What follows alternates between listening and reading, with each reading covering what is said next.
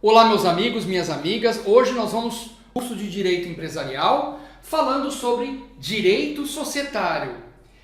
Sobre Direitos Societários nós vamos abordar aqui as características em relação primeiramente ao número de sócios.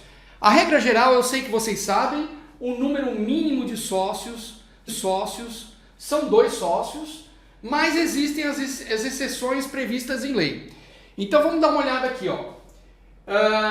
A sociedade poderá estar com apenas um sócio, está previsto em lei no Código Civil, no artigo 1033, por 180 dias. Mas pessoal, como que uma sociedade foi constituída com 2 sócios, de repente, ou 2 ou mais sócios, e de repente se vê com apenas um sócio? Pode ter sido por exclusão, pode ter sido por óbito, falecimento, não importa. A legislação prevê que a sociedade poderá ficar com apenas um sócio por 180 dias. Outra previsão legal que nós temos é em relação à lei das SAs, a lei 6404 de 76, no artigo 206 existe uma previsão legal que a sociedade poderá ficar com apenas um sócio por 1 ano. Na verdade não está escrito 1 ano, está escrito por um exercício. A gente sabe que um exercício corresponde a 1 ano, por isso que eu digo 1 ano, tá bom? Então essas aqui são as previsões legais com relação à sociedade que foi constituída com 2 ou mais sócios e de repente se encontra com apenas um sócio. Então a gente tem aqui as previsões legais. Existe também na lei das SAs uma previsão legal, no artigo 251 da lei das SAs, de uma sociedade chamada subsidiária integral. Essa sociedade, o nome é esse mesmo, subsidiária integral. Ela é uma sociedade que é constituída por apenas um acionista, sendo este pessoa jurídica brasileira, ou seja, pessoa jurídica com sede no Brasil, que tem o seu registro por escritura pública. Então essa é uma previsão que nós temos na lei das SAs para uma sociedade com apenas um sócio. Outra previsão legal que nós temos é no Estatuto da OAB. Na lei 8906 de 94, nós temos a Sociedade Unipessoal de Advocacia, que houve essa modificação e expresso agora em lei a previsão desse tipo societário com apenas um sócio. Sociedade Unipessoal de Advocacia, com a previsão legal na lei do Estatuto da OAB, que é a lei 8906 de 94.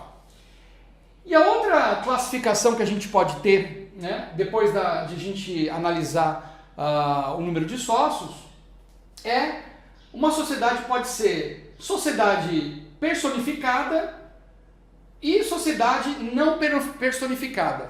O que são as sociedades personificadas?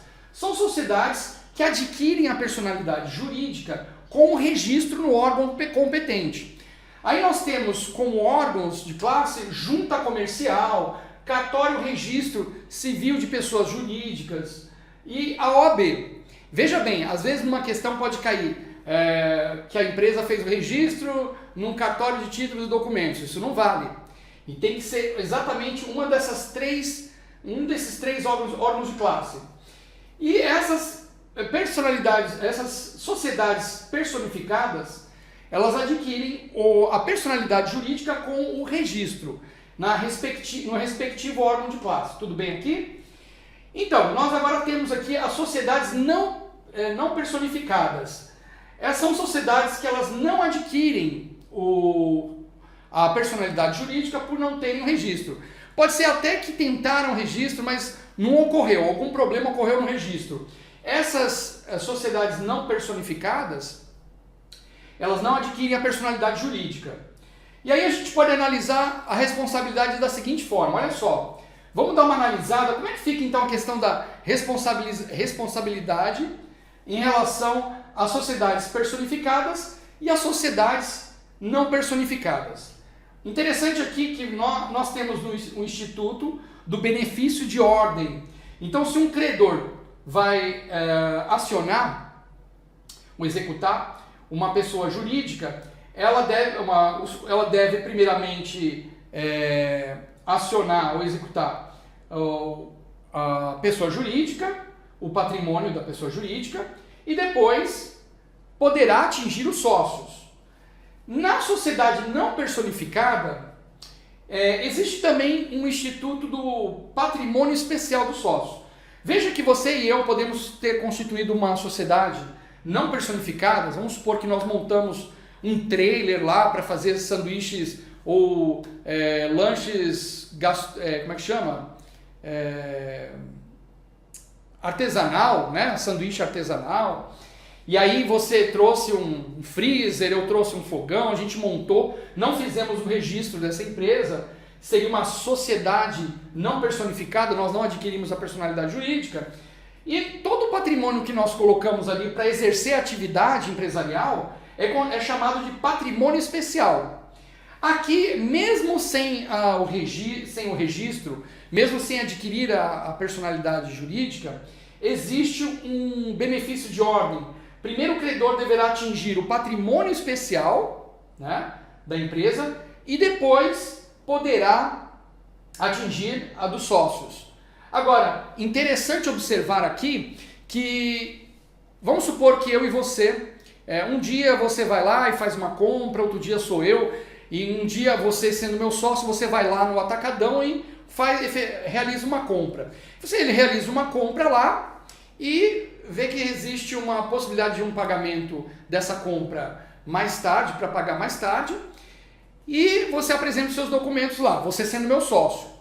Então você é o sócio que contratou com o credor.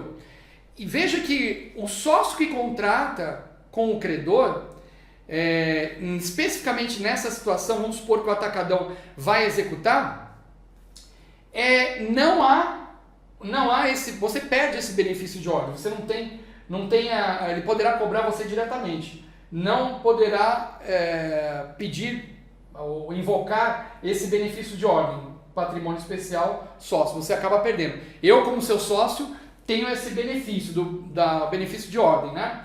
Mas você, o sócio, o credor, que tenha um contrato com o sócio que contrata, perde esse benefício de ordem. Tudo bem aqui? Então vamos analisar mais uma característica. A sociedade simples e a sociedade empresária. Vamos falar dessas duas classificações, sociedade simples e empresária. Primeiramente, existem 4 que são definidas por definição legal, são definidas por lei. Nós sabemos que definidas, o legislador se preocupou em definir as cooperativas como sociedade simples e a sociedade de advogados. São sociedades simples. A gente pode também gravar aqui, uma dica para vocês, gravar como sociedade simples, sociedades não empresariais. As sociedades simples são sociedades não empresariais. E nós temos também a sociedade empresária, que na legislação, o legislador se preocupou em colocar a sociedade anônima e a comandita por ações. Então nós temos esses 4 tipos societários definidos assim, por definição legal, definidos por lei. Cooperativa, sociedade de advogados, como sociedade simples. Sociedade anônima e comandita por ações como sociedade empresária, tá bom? Lembrando que sociedade simples é não empresarial e sociedade empresária, sim, exerce uma atividade empresarial, tá bom?